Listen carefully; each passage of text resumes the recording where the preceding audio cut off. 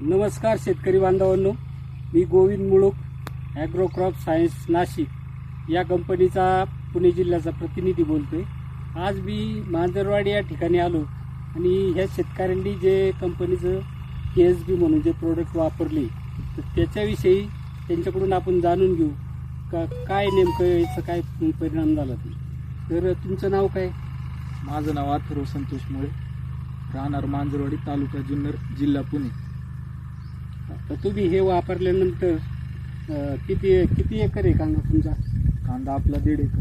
1.5 एकरसाठी किती वापरलं तुम्ही? 1.5 एकरसाठी 5 लिटरचं एक कॅन वापरलं, पूर्ण वापरलं। आणि त्याचा जो काय रिझल्ट आहे, काय परिणाम आहे, तो काय दिसला आपल्याला रिझल्ट 3-4 दिवसातच जाणवलं।